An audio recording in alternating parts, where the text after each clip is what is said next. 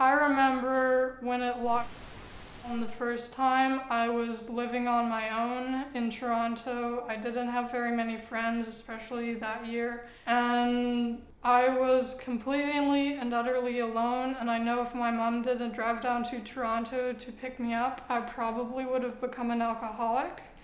And because all my friends, I could only talk to them on the phone, partly because where I was living and partly because of the lockdown rules, no one would have known.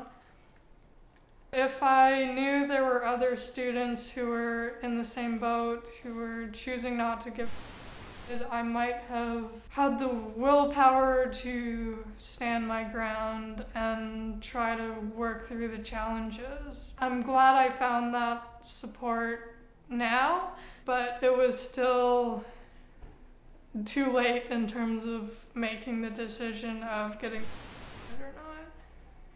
To begin with, our program was having a lot of meetings about if classes would start in person or not, and which classes would have that exemption or not when the university still wasn't fully in person. And a lot of those meetings were recent-ish to me having my reaction when they were talking about the boosters, and every time the question came up of if they would be mandatory or not, someone in the chat would be like, "Oh, go get your boosters," and every time I felt like saying, "I'd rather not die, thank you very much."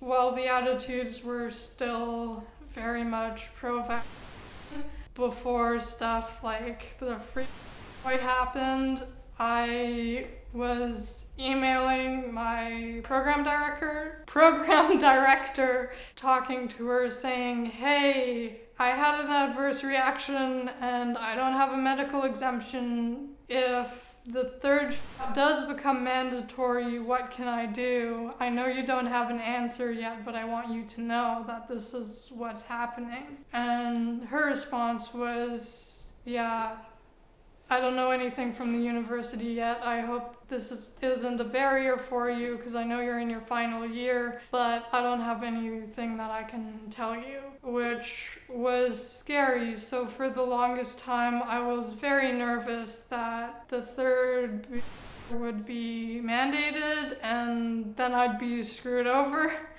There's been a lot of emails talking about the rules for what we call show call, where all the students put on a show with the actors and the dancers and stuff. I'm not a part of it, but some of those rules have been quite shocking. There was one, you had to show your health screening to your production manager and your stage manager, and those are student positions. And sometimes, because the actors are on, you need to actually get testing done, and that also needs to be sent to your stage manager and production manager. And again, those are student positions. Students should not, under any circumstance, be handling medical information like that.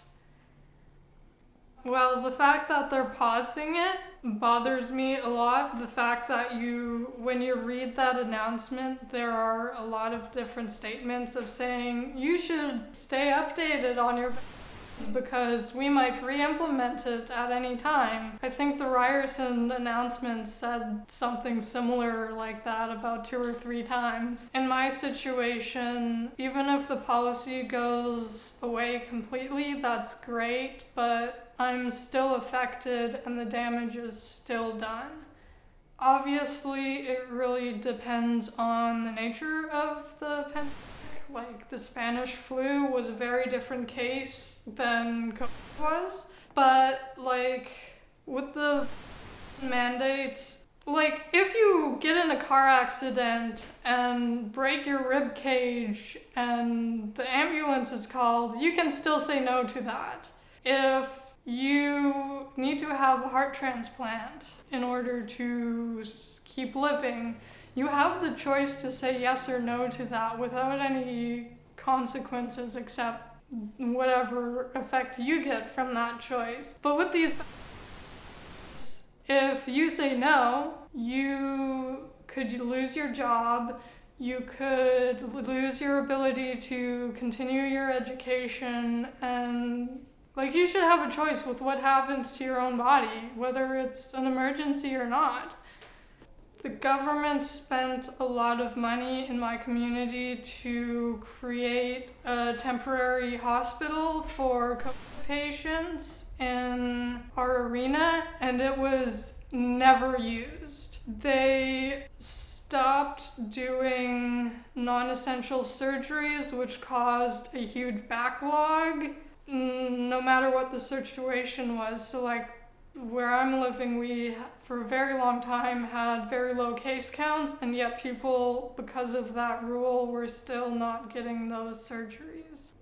I remember when it locked down the first time, I was living on my own in Toronto. I didn't have very many friends, especially that year, and I was completely and utterly alone, and I know if my mom didn't drive down to Toronto to pick me up, I probably would have become an alcoholic. And because all my friends, I could only talk to them on the phone, partly because where I was living, and partly because of the lockdown rules, no one would have known. And so these rules, because of that experience, it's very personal to me. Addictions have gone up in many places because of the lockdowns. Mental health issues have gone up because of the lockdowns. I don't know from experience, but I've heard of all the addiction centers weren't allowed to do stuff in person, so people who were struggling already now didn't have resources, and it caused a lot of unintentional consequences that could have been avoided. And with a lot of censorship that was going on in terms of doctors, in terms of how we were talking about it, that also caused a lot of unintentional consequences, and a lot of those things are irreparable. And if there's another disease or I hope we learn lessons, at the very least, from the unintended consequences that happened, and hopefully handle it in a more open and honest way, and so we can hopefully avoid some of those the next time around. Our age group isn't likely to have large consequences. With most people in our age group who get it turn out fine. And the university, considering the age group that they cater to as their business model, they should have known that. And there was never a reason that they had to de-enroll students. That was a choice they made. Another thing along that is we are paying them.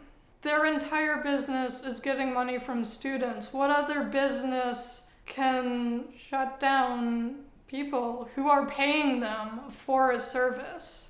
There were other things that they did that were problematic, like when it was all online and you weren't allowed on campus, we were still paying athletic fees, we were still paying for building maintenance despite not being there, we were still paying full tuition despite not getting our full education, especially for people with very hands-on degrees like mine, which I think is something that was very overlooked. I think they should have done a hybrid or something, so if people didn't want to come onto campus for whatever reason, then they could make that choice, and the people who were okay with coming to campus could also make that choice. After getting and having the reaction, I did a lot of research trying to find people with the same reaction or just information about what it could be, and I was struggling to find it. I eventually found a Reddit group that was people who had adverse reactions, and it was quarantined on Reddit, which means you can only find it if you click on a link to that Reddit page. I also, through that Reddit page, I managed to find a Facebook group that was also a group of people who had reactions, and it was highly censored because If they weren't, Facebook would take it down. So you couldn't say that. You couldn't say fire or mod. We had short forms for all of that. They ended up changing the rules where you couldn't even say stuff like or duck in order for them to not get shut down, and they were still facing getting shut down. And for me, finding that first link to someone on Reddit who had the same symptoms I had was a very important moment for me. And knowing that these groups of people just honestly trying to find support and find what's wrong with them and maybe something that will help them being shut down by these big media corporations in order to fend off misinformation is kind of heartbreaking and also just kind of disgusting. When did we get to the point where you can't talk about a very real reaction to try to find help? Ending the division is definitely a necessary thing, no matter which side of the argument you fall on. I think open and honest conversations from both sides are needed. It's very polarizing for both sides of the argument. I've definitely argued with people who I'm close to about choosing not to give. And the research I was reading, I've been told that, I'm probably looking at all the conspiratorial stuff and just reading the misinformation. People not listening to my side of the story at all. My brother and I, we had very different standpoints, and I think our relationship was an example of what it should be, where I told him my concerns and he chose to give anyways, and I didn't care. And he didn't agree with my standpoint, but he was totally okay with me making the choice that I did. We never should have gotten to a place where it was polarizing to have choices about what should happen to your body. And I think any organization that's trying to end the divide and find a middle ground between the two groups is doing a really important job.